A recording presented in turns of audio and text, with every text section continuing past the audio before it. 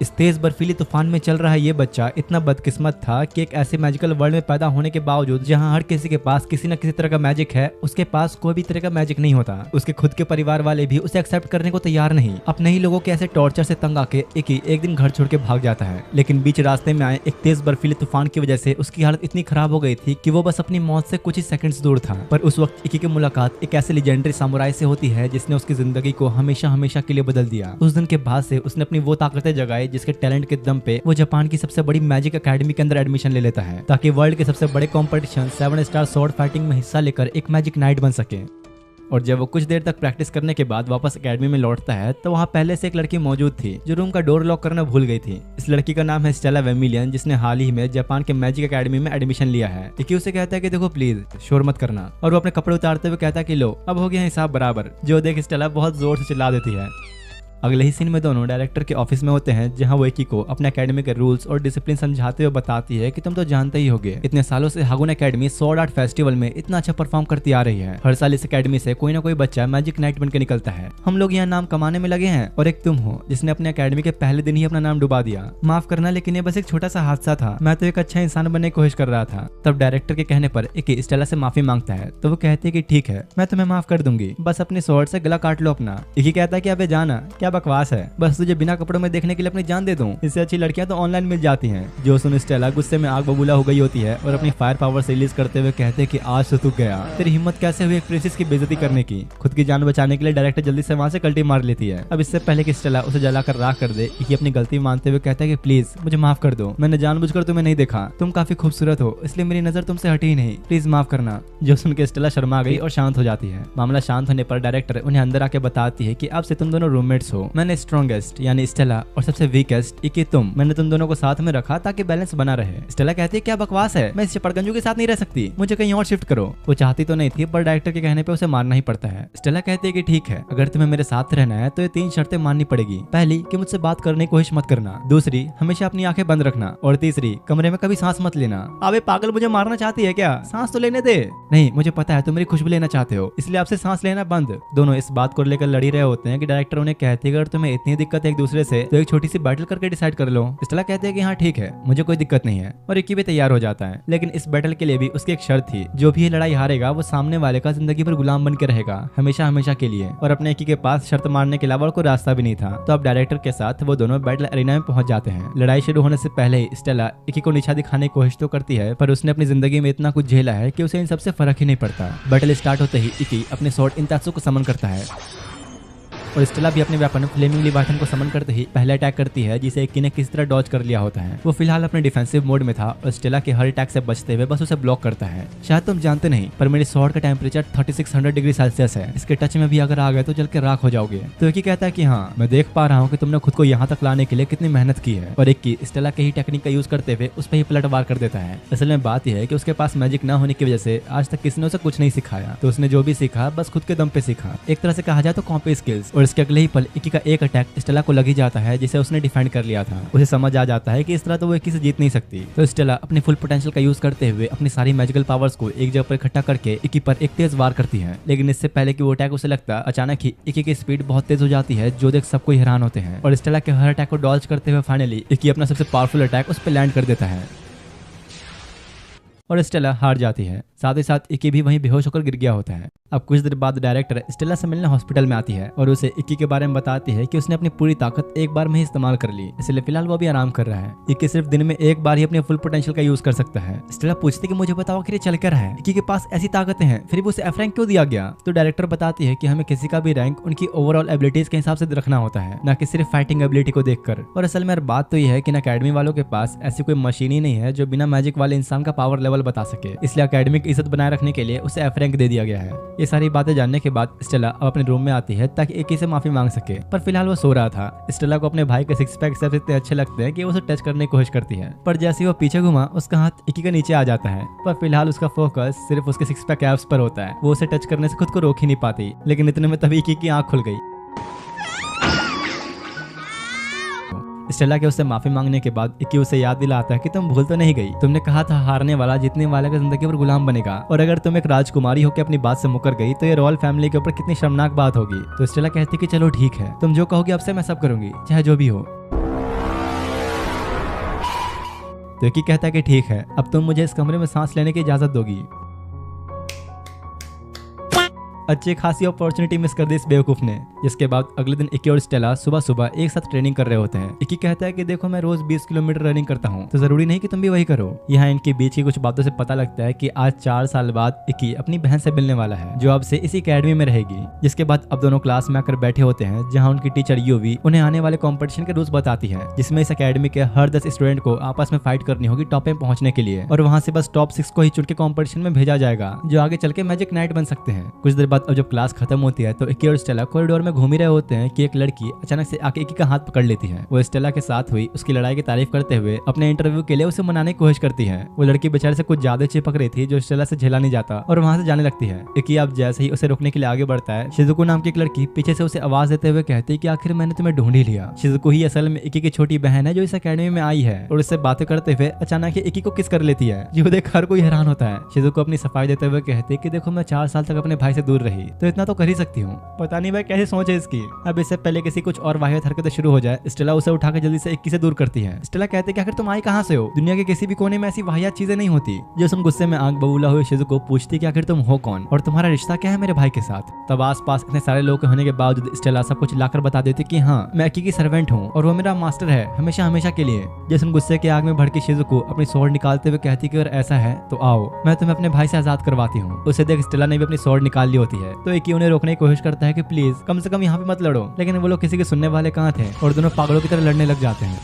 इनकी इस हरकत की वजह से डायरेक्टर इन्हें सजा के तौर पर बाथरूम साफ करने का काम दे देती हैं। जिसके अब कुछ घंटों बाद शाम में जब दोनों सारे बाथरूम साफ करके बाहर आते हैं, तो दोनों के बीच फिर से बहस शुरू हो गई। स्टेला के गुस्सा करने पर शिजुको उसे कहते हैं कि तुम इकी को कभी समझ नहीं सकती। तुम्हें क्या पता अगर किसी को कभी ऐसे ट्रीट किया जाए कि जैसे वो कभी एग्जिस्ट ही नहीं करता, तो उसे कैसा फील होता होगा, इसलिए प्लीज उससे दूर रहो। जिसके बाद शिजुको अपने रूम में आती है, जहाँ में उसके रूममेट को दिखाया जाता है, जो कि एलएस नाम का एक लड़का है। दूसरी तरफ इक्की से मिलने पर स्टेला उसे कहती है कि आखिर तुम्हारे साथ तब तक क्या हुआ, मुझे बताओ, आखिर तुम्हें लोगों ने ऐसे क्यों ट्रीट किया। तो वो समझ जाता है कि जरूर इसे शिजुको ने बताया होगा। जिसके बाद इक्की स्टेला से रियोमा नाम के सामुराई के बारे में पूछता है, क्या तुम उसे जानती हो? शिजुको कहती है कि हाँ, उसके बारे में कौन नहीं जानता, उन्होंने ही तो जापान को लास्ट वर्ल्ड वॉर में जीत दिलाई थी। और यहाँ पता लगता है कि असल में रियोमा कुरुगाने इक्की का ग्रैंडफादर है। पिछले कई सदियों से कुरुगाने फैमिली में जिसने भी जन्म लिया उनके पास बहुत सारा मैजिक हुआ करता था, लेकिन इक्की के साथ ऐसा बिल्कुल भी नहीं था। कुरुगाने फैमिली में वही एकलौता था जो बिना मैजिक पावर्स के पैदा हुआ, जिस वजह से हमेशा उसके परिवार वाले उसे सबसे अलग एक कमरे में बंद रखते थे। इक्की बताता है कि मैं इन सब चीजों से इतना परेशान हो चुका था कि मैंने एक दिन तंग आके घर छोड़ने का फैसला किया, लेकिन मेरी किस्मत इतनी खराब थी कि उसी दिन रास्ते में एक तेज तूफान आ गया, जिसमें मेरे लिए एक कदम चल पाना भी मुश्किल था। मेरी जिंदगी तो मानो खत्म ही होने वाली थी, लेकिन तब जो इंसान मेरे सामने आया उसने मुझे जिंदा रहने की एक उम्मीद दी। ये और कोई नहीं बल्कि रियोमा के दादाजी थे, जो उसे मोटिवेट करते हुए कहते हैं कि आखिर तुम कर क्या रहे हो, तो क्या तुम इस तरह मरना चाहते हो? अगर तुमने आज हार मान ली तो इन लोगों की सोच कभी नहीं बदलने वाली। उसके दादाजी के अलावा आज तक उस पर किसी ने भी भरोसा नहीं किया और न ही उसे कभी कुछ सिखाया, तो इसलिए आज तक उसने जो भी सीखा अपने हार्डवर्क से सीखा। लेकिन जब एक दिन उसे अपने इसी टैलेंट की वजह से एकेडमी में एडमिशन मिला, तो ये बात उसकी फैमिली वालों को पसंद नहीं आई, इसलिए वो आज तक एकेडमी वालों पे प्रेशर बना रहे हैं ताकि इक्की को फेल कर दिया जाए या उसे एकेडमी से बाहर निकाल दिया जाए। इनके बातचीत के बाद अगले दिन दिखाया जाता है, जहां इक्की और स्टेला होने वाले कंपटीशन के लिए तैयारी कर रहे होते हैं। वहीं वो इक्की को अपने पहले अपोनेंट मोमो के बारे में बताती है, जिसके बारे में इक्की थोड़ा बहुत जानता था और उसकी कुछ कमजोरियां बता ही रहा होता है कि स्टेला मना कर देती है। वो अपनी फाइट को बिल्कुल रॉ एंड रियल लड़ना चाहती थी। दोनों की प्रैक्टिस खत्म होने के बाद जब इक्की वहां से जा रहा होता है, तो स्टेला से पूछती कल तो हमारी छुट्टी है ना, तो क्या हम कहीं बाहर घूमने चल सकते हैं? वो खुद सामने से इक्की को डेट के लिए पूछ रही है, लेकिन इतने में ही शिजुको का भी मैसेज आ गया होता है साथ घूमने के लिए, और इक्की उसे भी हाँ कर देता है। अगले दिन जब वो और स्टेला शिजुको से मिलने पहुंचते, तो यहाँ पर शिजुको अपने रूममेट एलएस के साथ आई होती है और फालतू में ही दोनों फिर से लड़ने लग जाते हैं। वहीं इक्की की नजर एलएस के कपड़ों पर जाती है, जो बिल्कुल ही लड़कों वाले तो नहीं लग रहे थे। उसे अजीब लगता है कि क्या सच में ये कोई लड़का है। जिसके बाद अब चारों एक मॉल में आए होते हैं और एक छोटे से रेस्टोरेंट में खाने के लिए जाते हैं, और वहीं उसी मॉल के सिक्योरिटी एरिया पर गन्स के साथ कुछ लोगों ने अटैक कर दिया होता है। तभी इक्की और एलएस जब वॉशरूम में जाते हैं, तो उन्हें बाहर से किसी कदमों की आवाज आती है। एलएस जैसे इक्की को शांत कराता है, तो कुछ लोग बाथरूम का दरवाजा तोड़ते हुए अंदर घुसते ही हर तरफ गोलियों की बरसात कर देते हैं। लेकिन टाइम रहते एलएस ने इक्की को एक शैडो पोर्टल के जरिए बाहर निकाल लिया था। इक्की को बिल्कुल भी समझ नहीं आता कि आखिर यहाँ पे चल क्या रहा है। तभी एलएस अपनी स्वॉर्ड बाहर निकालता है, जिससे शैडोज को कंट्रोल करने के साथ साथ उनके जरिए एक पोर्टल बना के वो कहीं भी ट्रैवल कर सकता है। दोनों जब सिक्योरिटी रूम में पहुंचते हैं, तो वहाँ पहले से ही किसी ने गार्ड्स को बांध रखा था, और यहाँ तक कि उन गुंडों ने मॉल के सारे लोग को अपना हॉस्टेज बना लिया था, जिनमें शिजुको और स्टेला भी थी, और वो लोग साथ में यहाँ से निकलने के लिए कुछ प्लान बना रहे होते हैं। उनके ही बीच एक औरत जब अपने बच्चे की जान की रिक्वेस्ट करने के लिए जाती है, तो बंदा उसे धक्का मार के दूर फेंक देता है और साथ में उस छोटे छोटे बच्चे को भी बुरी तरह मारने लगता है, जो सब स्टेला से दिखाने जाता और अपने फायर ड्रैगन अटैक से सारी गोलियों को भून के राख कर देती है। वो लोग लगातार स्टेला के ऊपर गोलियां बरसा रहे होते हैं पर उस पर कोई भी असर नहीं होता। इतने में ही पीछे से उनका लीडर सामने आता है, जो स्टेला को देख कहता है, अरे वाह, मुझे लगा नहीं था कि वैम्बिलियन फैमिली की प्रिंसेस स्टेला वैम्बिलियन भी यहाँ मौजूद होगी। और वो लीडर उसी औरत के सर पे अपनी गन रख देता है अपने बच्चों को तमीज न सिखाने के लिए, और जान से मारने ही वाला होता है। कितने में स्टेला अपने स्वॉर्ड लेकर कूद पड़ी। जो देखो बंदा अपने लेफ्ट हैंड में मौजूद किसी तरह के स्टोन से स्टेला का सारा मैजिक अब्सॉर्ब कर लेता है और उन्हीं पावर से एक तेज मुक्का स्टेला के पेट में जड़ देता है। वो अच्छी तरह से जानता था कि स्टेला उसके बराबरी कभी नहीं कर सकती और कहता है कि अगर तुम्हें इस बच्चे और यहाँ के लोग की सलामती चाहिए तो मेरे सामने अपने सारे कपड़े उतार कर गिराओ इनकी जान बख्शने के लिए। जो देख कि उनकी मदद के लिए जाना तो चाह रहा होता है पर एलएस उसे रोक देता है। बाकी हॉस्टेजेस की जान इससे खतरे में आ सकती है। वहीं स्टेला मजबूर थी, कुछ कर नहीं सकती, तो उसके सामने अपने कपड़े उतारने लग जाती है। जो देख कि अब खुद को रोक नहीं पाता, लेकिन एलएस अपने शैडो मैजिक इस्तेमाल करते हुए उसे रोक लेता है और कहता है कि प्लीज तुम्हें अपनी बहन के ऊपर भरोसा करना ही होगा। तभी दिखाया जाता है कि शिजुको ने अपना मैजिकल सर्कल कंप्लीट कर लिया होता है और एक बड़े से वाटर बैरियर के अंदर सारे हॉस्टेजेस को ट्रैप कर लेती है, जिससे अब उन लोगों के ऊपर गोलियों का कोई असर नहीं हो रहा होता क्योंकि वो लोग वाटर बैरियर के अंदर हैं। तभी उन गुंडों की नजर इक्की पे पड़ जाती है, जो देखी कि अपनी शॉर्ट इंटेंसो को समन कर लेता है और उनकी बरसती हुई गोलियों के बीच कूद जाता है। इक्की ध्यान लगा के अपनी विजुअल एनहांसमेंट को इंक्रीज कर लेता है, जिससे वो समझ आ जाता है कि लीडर की सारी पावर उसके लेफ्ट हैंड में है। जिसके बाद वो अपने final attack single strike of hell का यूज करते हुए उस लीडर के हाथ को बीच से ही काट देता है, जिससे उसकी सारी पावर्स चली गई होती हैं। तभी उनके बीच बैठी एक लड़की बूढ़ी औरत के ऊपर गन रखते हुए कहती है, अगर तुमने एक कदम भी आगे बढ़ाया तो ये मरेगी। लेकिन इससे पहले के लोग कुछ करने के बारे में सोच पाते, अंधेरे के बीच से एक बंदे की आवाज आती है और कोई लेजर टाइप अटैक उन सब गुंडों को एक एक करके बेहोश कर देता है। दरअसल ये बंदा हागुन एकेडमी का एक स्टूडेंट था जिसके पास इनविजिबिलिटी के स्किल्स हैं, क्रिहारा, जिसे इक्की भी पहले से जानता था। जब वो सारे बिल्डिंग से बाहर आते हैं तो कुछ लड़कियां क्रिहारा की तारीफें करने में लगी होती है क्योंकि उसने सबको बचा लिया, और एक तरह से कहा जाए तो अभी सारी लाइमलाइट क्रिहारा ने ही ले ली होती है। इक्की आके कहता है कि आज के लिए तुम्हारा शुक्रिया, तुमने हमें बचाया। तो क्रिहारा कहता है कि यार जाने दो, कमजोरों की मदद मैं नहीं करूंगा तो और कौन करेगा, और तुम्हें क्या लगा इस फालतू से एबिलिटी के साथ तुम उनसे जीत जाओगे। जो देख स्टेला को गुस्सा आता है कि आखिर इक्की का मजाक कैसे उड़ा सकता है। तो क्रिहारा कहता है कि भाई तूने बताया नहीं क्या, जब हमारी पिछली फाइट होने वाली थी तो तू डर के मारे किस तरह से भाग गया था। तभी इक्की को एक मेल आता है जिसके जरिए उसे पता लगता है कि उसकी पहली फाइट क्रिहारा के साथ होने वाली है। क्रिहारा कहता है कि अरे वाह, ये तो बिल्कुल ही अनएक्सपेक्टेड था, पर भाई तू इस बार भीगी बिल्ली मत बन जाइयो। जिसके बाद अगले दिन का सीन दिखाया जाता है जहां 7 स्टार स्वॉर्ड कंपटीशन शुरू हो गया होता है और स्टेला का फर्स्ट अपोनेंट उसके सामने होता है जिसने एक पावरफुल स्टील आर्मर सूट पहना हुआ था। लेकिन क्योंकि स्टेला की एबिलिटी फायर मैजिक है तो एडवांटेज उसी के पास है। आसपास का तापमान इतना बढ़ने की वजह से उसकी हालत इतनी खराब हो रही थी कि वो खुद ही हार मान लेता है। दूसरी तरफ यहाँ इक्की बैठा पिछले साल हुए 7 स्टार स्वॉर्ड कंपटीशन में क्रिहारा की बैटल्स देख रहा था और उसकी फाइटिंग एबिलिटीज देखकर डर जाता है कि आखिर मैं इस बंदे से जीतूंगा कैसे। तब स्टेला भी फाइट खत्म करके आ गई होती है और उसके पूछने पर इक्की बताता है कि फिलहाल मैं इसके स्पीड और टाइमिंग समझने की कोशिश कर रहा हूँ, एक ऐसे अपोनेंट से लड़ना जिससे मैं देख भी नहीं सकता, ये फाइट इतनी आसान नहीं होने वाली। इसके बाद दिखाया जाता है कि शाम के वक्त जब इक्की जॉगिंग कर रहा होता है तो एलिस उसे अपने पास बुलाता है और पूछता है कि मैंने तुम्हारे और क्रिहारा के बारे में कुछ बातें सुनी, क्या वो सच है। और तब हमें यहाँ पर यह बात पता लगती है कि असल में जो हागुन एकेडमी का पिछला डायरेक्टर था वो इक्की की फैमिली के साथ मिला हुआ था और उन लोगों ने इक्की को निकालने के लिए क्रिहारा की हेल्प ली थी। तभी 1 साल पहले का सीन दिखाया जाता है जहाँ क्रिहारा ने इक्की को सामने से आकर फाइट के लिए चैलेंज किया था। इक्की के मना कर देने के बावजूद वो उस पर अटैक्स करते हुए उससे गुस्सा दिलाता है, उसका मजाक भी उड़ाता है, लेकिन इक्की ने फिर भी उस वक्त चाह के भी फाइट बैक नहीं किया। अगर वो ऐसा करता तो अकेडमी से निकाल दिया जाता। इतना कुछ सहने के बाद आज तक इक्की इस अकेडमी में टिका हुआ है। इसके अब सीधा कुछ टाइम बाद का सीन दिखाया जाता है जहाँ इक्की के मैच का दिन आ चुका है। एलिस और स्टेला भी उसे चीयर अप करने के लिए आए होते हैं। जिसके बाद इक्की होने वाले बैटल का एक कंसेंट फॉर्म साइन करता है तो पीछे से एक लड़की उसे कहती है कि मुझे यकीन नहीं होता, इस वन साइडेड फाइट के लिए भी तुमने हाँ कर दिया। इक्की कहता है कि नहीं, ऐसा नहीं है, मैं कब से उससे लड़ने के इंतजार में था और फिलहाल इक्की इसके बारे में जानता था। जो देख वो हैरान होती है कि आखिर तुम मेरे बारे में कैसे जानते हो। तो इक्की कहता है कि इसमें कौन सी बड़ी बात है, इस अकेडमी में कोई भी ऐसा नहीं जो डीमन प्रिंसेस के बारे में ना जानता हो। तभी सैक्यू एकदम से टेलीपोर्ट होकर उसके पास चली जाती है। जो देख इक्की भी हैरान होता है और कहते हैं कि अगर तुम चाहो तो मैं तुम्हें ट्रेनिंग दे सकती हूँ। पर इससे पहले कि इनकी बातचीत आगे होती डायरेक्टर आ जाती है और सैक्यू को कहती है कि चलो मेरे साथ, हमें एक सुपरवाइजर की कमी पड़ रही है। और उसके मना करने के बाद भी डायरेक्टर उसे घसीटते हुए ले जाती है। जिसके बाद अब बैटल एरिना का सीन दिखाया जाता है जहाँ इक्की और क्रिहारा आमने सामने खड़े होते हैं। क्रिहारा कहता है कि अरे वाह, मुझे तो लगा था तुम डर के भाग जाओगे, लेकिन तुम तो यहाँ मेरे सामने खड़े हो। फाइट शुरू होते ही दोनों अपने अपने वेपन समन करते हैं और अपनी इनविजिबिलिटी का फायदा उठाने के लिए क्रिहारा ने अपने हर मैच की तरह आसपास एक बड़ा सा जंगल बना दिया होता है ताकि अपनी पावर्स को फुल पोटेंशियल में यूज कर सके। जैसे ही अब क्रिहारा पहले कुछ अटैक्स करता है, इक्की उन सबको डॉज करते हुए ब्लॉक कर देता है क्योंकि अभी भले क्रिहारा इनविजिबल है पर उसके अटैक्स नहीं। जिसके बाद दोनों के बीच ही एक ऑफेंसिव बैटल शुरू हो जाती है जहां दोनों ही बिना कोई डिफेंस किए एक दूसरे पर अटैक्स कर रहे थे। क्रिहारा कहता है कि अभी तो जल्दी खुश मत हो, मैं पहले से ज्यादा स्ट्रांग हो चुका हूँ। और क्रिहारा खुद इक्की को बता के उसके हाथों और पैरों पर लगातार हमले करता है। इक्की के हर मुमकिन कोशिश के बावजूद भी वो इन अटैक से बच नहीं पा रहा होता। यहाँ तक कि इस बार तो क्रिहारा के एरोज भी इनविजिबल हो चुके थे जिस वजह से इक्की के लिए अपना डिफेंस कर पाना बेहद ही मुश्किल हो चुका था। स्टेला कहते कि आखिर ऐसे हो क्या गया, आखिर इतने सारे अटैक्स अपने ऊपर होने क्यों दे रहा है। किरिहारा इकी का मजाक उड़ाते हुए कहता है कि शायद तुम ये सोच रहे होगे कि ये बात किसी को पता ही नहीं है, पर मैं अच्छी तरह से जानता हूँ कि तुमने एकेडमी के न्यू डायरेक्टर से सिफारिश करवाई थी ताकि तुम एकेडमी में एडमिशन लेकर 7 स्टार शॉर्ट कॉम्पिटिशन जीतकर अपनी ग्रेजुएशन कंप्लीट कर पाओ, क्योंकि बाकियों की तरह तुम बिना इस कॉम्पिटिशन को जीते अपनी ग्रेजुएशन कंप्लीट नहीं कर सकते। और ये बात सुनकर सारे स्टूडेंट्स इकी के ऊपर ही हंसने लग जाते हैं। उसका ध्यान भटका देख किरिहारा मौके का फायदा उठाते हुए एक ऐसा खतरनाक अटैक करता है जो सीधा उसकी छाती से होते हुए गुजरता है और बुरी तरह से घायल होकर इकी वहीं गिर जाता है।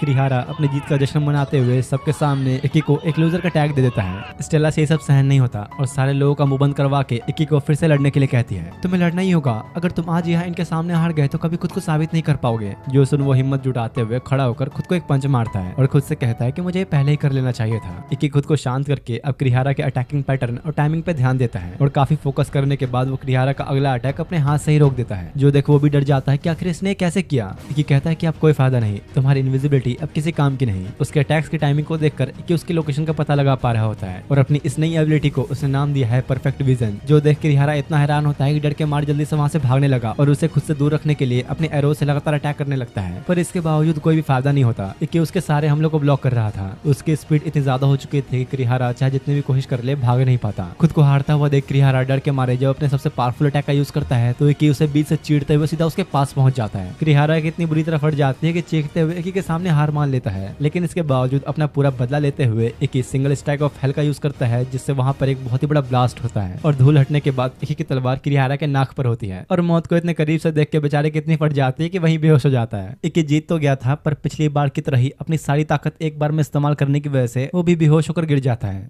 कुछ घंटों बाद अब जब उसकी आंखें खुली तो वो हॉस्पिटल में था और स्टेला उसके देखभाल के लिए वहीं बैठी होती है और जब खुद स्टेला उठती है तो इकी इस रोमांटिक से माहौल का फायदा उठाते हुए उसे प्रपोज कर देता है। इकी अपनी फीलिंग्स बताते हुए कहता है कि मैं फाइनली बहुत खुश हूँ, मेरी मुलाकात तुमसे हुई। जो सुन बेचारी शर्मा के टमाटर जैसे लाल हो गई, क्योंकि वो भी शुरुआत से ही उसे पसंद करती थी। इकी स्टेला से वादा करता है कि हम दोनों एक दूसरे का हमेशा साथ देंगे जब तक कि हम लोग फाइनल्स में नहीं पहुंच जाते।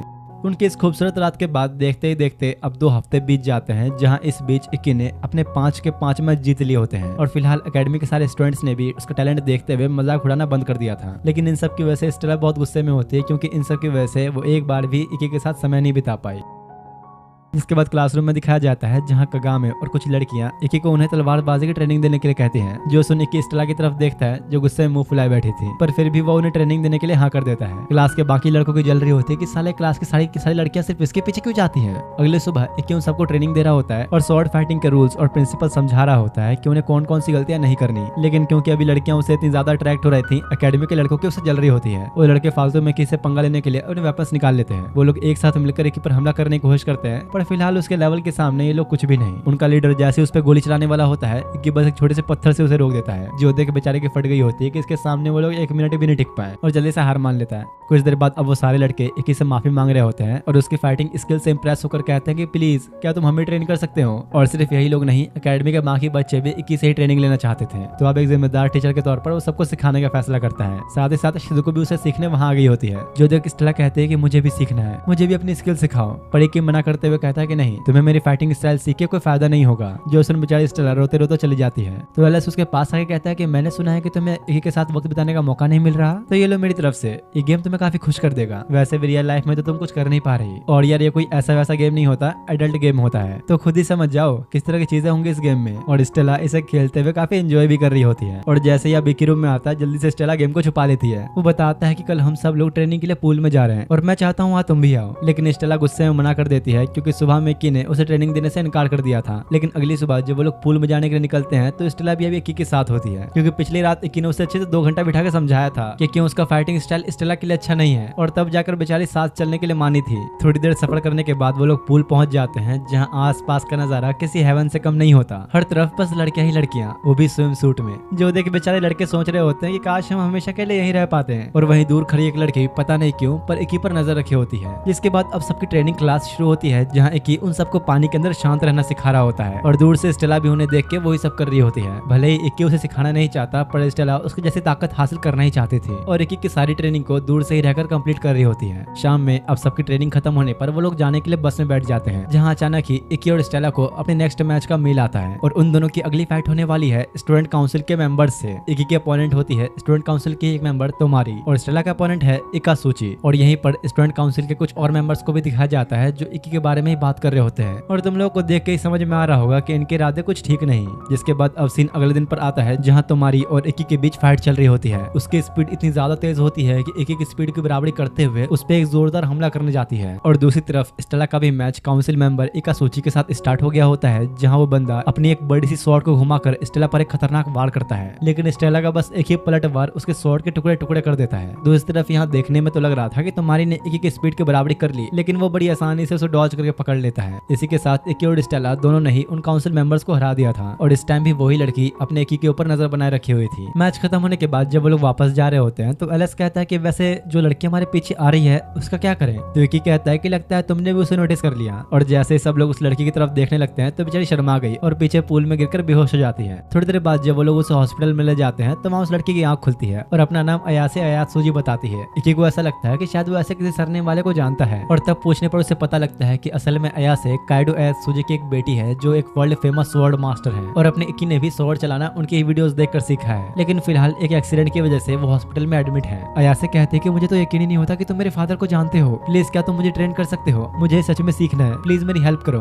अब इतने जाने माने स्वॉर्ड्समैन की बेटी इक्की से हेल्प मांग रही है तो मना कैसे कर सकता है। और अगले सीन में इक्की ने अयासे की ट्रेनिंग शुरू कर दी होती है। उसका अपने दुश्मनों को टैकल करने का तरीका तो अच्छा था पर वो अब भी अपने फादर के फाइटिंग स्टाइल को यूज कर रही थी जो उसके लिए ठीक नहीं। इक्की कहता है कि देखो अब जो मैं तुम्हें सिखाने वाला हूँ उसमें तुम अपने फादर के फाइटिंग स्टाइल को यूज नहीं कर पाओगी, तो क्या तुम इसके लिए तैयार हो। पर फिर भी वो रेडी होती है। जिसके बाद इक्की उसके फाइटिंग पोजीशन को ठीक करने के लिए खुद से ही उसके पैरों को डायरेक्शंस और मसल्स को सेट करने लगता है, जो देख बेचारी दोनों के होश उड़ जाते हैं कि भाई ये क्या कर रहा है। और यार अयासे को तो कुछ अलग ही तरीके का मजा आ रहा होता है, शायद मुझे बताने की जरूरत नहीं किस तरह का मजा। जिसके बाद अब पूरी तरह से सेट होने के बाद इक्की के कहने पर अयासे जब अटैक करती है तो पहली बार में ही इक्की के हमलों को ब्लॉक करके वो सीधा उसके गर्दन पे स्वॉर्ड रख देती है, जो देखो बहुत खुश होती है कि इक्की ने इतनी जल्दी इतना कुछ सिखा दिया। अब ट्रेनिंग खत्म होने के बाद जब वो लोग शाम में वापस जा रहे होते हैं तो अयासे कहती है कि क्या मैं तुम लोगों के साथ रेगुलर ट्रेनिंग कर सकती हूँ। तो इक्की कहता है कि हाँ इसमें कौन सी बड़ी बात है, आ जाओ हमारे साथ। और इसी के बाद से अयासे की ट्रेनिंग स्टेला के साथ शुरू हो गई होती है और क्योंकि वो लोग उसे इतने अच्छे से सिखा रहे थे और ट्रेनिंग दे रहे थे तो अयासे उन्हें थैंक्स के तौर पर रेस्टोरेंट में एक ट्रीट देने के लिए लेकर आती है। अयासे काफी खुश थी कि इक्की उसकी इतनी हेल्प कर रहा है। उन लोगों का जब खाना पीना चल ही रहा होता है कि कुछ बदमाश लड़के अयासे के पास आके उसे कहते हैं काफी समय हो चुका है किसी सेक्सी कुड़ी को देखे हुए, क्यों है ना।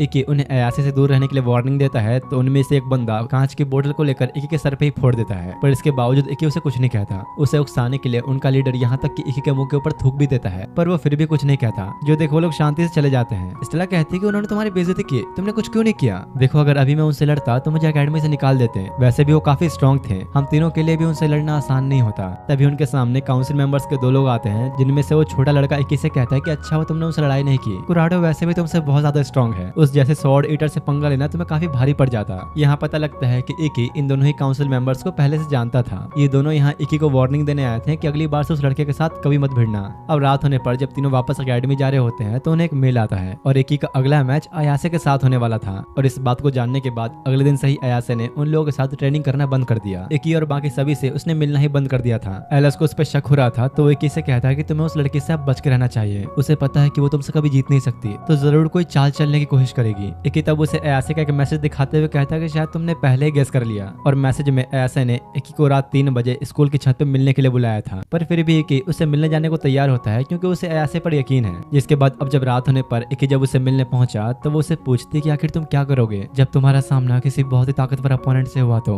इक्की कहता है कि हाँ भले ही वो कितना भी स्ट्रॉन्ग हो मैं अपनी पूरी जान लगा दूंगा लड़ने के लिए। जिस पर अयासे अपना वेपन निकालते हुए कहते हैं कि तुम्हारा तो पता नहीं पर मैं ऐसे ताकतवर अपोनेंट को मैच से पहले ही बाहर करना चाहूंगी। अयासे अब जैसे अपनी शॉट टच करती है पीछे की पूरी बाउंड्री कट गई और वो खुद को पीछे की तरफ धकेल कर नीचे गिरा लेती है, जो देख इक्की उसे जल्दी से बचाने के लिए अपने सबसे powerful move single stack of hell का यूज करता है और अपनी पूरी स्पीड से उसे पकड़ते हुए पूल में लेकर कूद जाता है। और फिलहाल जो उसने पावर यूज की उसका इफेक्ट तुम्हें बिल्डिंग पर दिख ही रहा होगा। दोनों अब जब पानी से बाहर निकलते हैं तो अयासे खुश होते हुए कहते हैं कि फाइनली तुमने वो यूज कर ही लिया। असल में अभी इक्की ने अपना सबसे powerful move single strike of hell का यूज किया था अपनी स्पीड को बढ़ाने के लिए, जो वो सिर्फ दिन में एक बार ही यूज कर सकता है। और यही था अयासे का प्लान। इन दोनों का अगला मैच अगले 10 घंटे बाद होने वाला है, तो बेचारा एक चाह के भी कुछ नहीं कर सकता।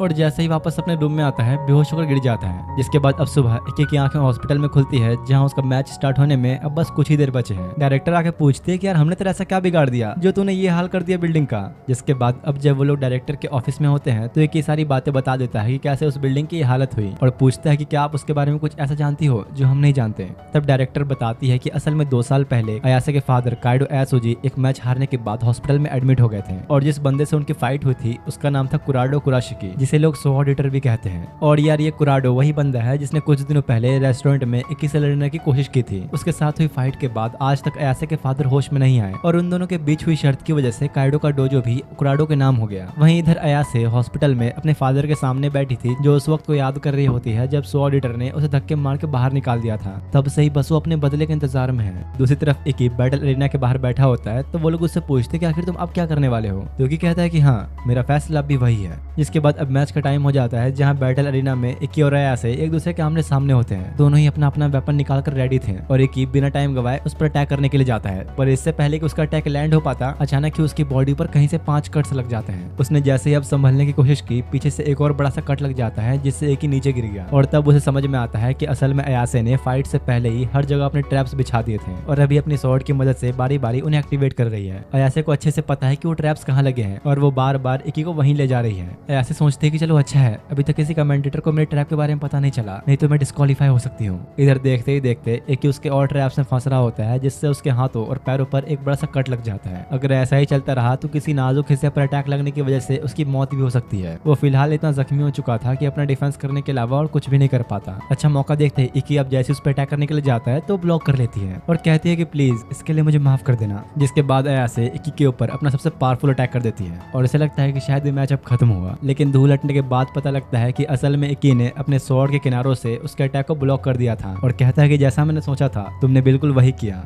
असल में यार इक्की मैच होने से पहले अपनी टीचर मिसूरी के पास गया था, उन्हें ये बताने के लिए कि अयासे मैच में जरूर चीटिंग करने वाली है, और वो खुद ही मिसूरी को कहता है कि भले वो कितनी भी चीटिंग करे आप मैच को रोकना मत। इक्की चाहता तो अयासे के ट्रैप्स को सबके सामने लाके उसे डिस्क्वालीफाई कर सकता था, लेकिन उसने ऐसा नहीं किया, और अयासे को समझाता है कि तुम अपने फादर की लेगेसी को आगे बढ़ाने के बजाय उल्टा उनकी स्वॉर्ड स्किल्स को बदनाम कर रही हो, लेकिन मैं तुम्हें सही रास्ते पे लाके रहूंगा। और इक्की अपने परफेक्ट विजन को एक्टिवेट कर देता है, जिससे वो अयासे के हर ट्रैप से बचने लगता है, जो देख बेचारी डर के मारे अपने सारे ट्रैप्स को ही एक बार में एक्टिवेट कर देती है। इक्की भी बिना पीछे हटे अपनी पूरी ताकत का इस्तेमाल करता है और सबको डॉज करते हुए एकदम से अयासे के सामने आ गया, और अपने फाइनल अटैक के साथ इस मैच को जीत लेता है। अयासे अब जमीन पर पड़ी रो रही थी, तो इक्की उसे कहता है कि देखो मुझे अच्छे से पता है कि तुम्हारे साथ क्या हुआ, और मैंने फैसला किया है कि मैं तुम्हारे लिए लड़ूंगा और वो सब कुछ वापस दिलाऊंगा जो तुमने खो दिया। अयासे कहती है लेकिन क्यों, मैंने तो तुम्हें धोखा दिया ना, तो फिर ये सब क्यों। और तब उसे इक्की के रूप में अपने फादर की झलक दिखती है, जो हर वक्त हर किसी का साथ देने के लिए तैयार होते थे, और खुद अब रोते हुए किसी हेल्प मांगती है। जिसके बाद अगले दिन इक्की और स्टेला अयासे के साथ उसको डोजो में जा रहे होते हैं सो ऑडिटर से मिलने के लिए। इक्की के पूछने पर अयासे अपने फादर की उस फाइट के बारे में बताती है, जहां उस दिन बाहर एक तेज तूफान चल रहा था, और लड़ते वक्त उन दोनों में से किसी ने भी अपनी असली स्वॉर्ड का यूज नहीं किया था। शुरुआत में तो उसके फादर एक बराबरी की फाइट कर रहे होते हैं, पर सो ऑडिटर उनके सारे अटैक्स को बड़ी आसानी से डिफ्लेक्ट कर देता है और अपने कुछ खतरनाक वार करके नीचे गिरा देता है। अयासे अपने फादर को रोकने की कोशिश तो करती है, पर वो भला अपनी बेटी के ऊपर ऐसा अत्याचार कैसे होने दे सकते थे,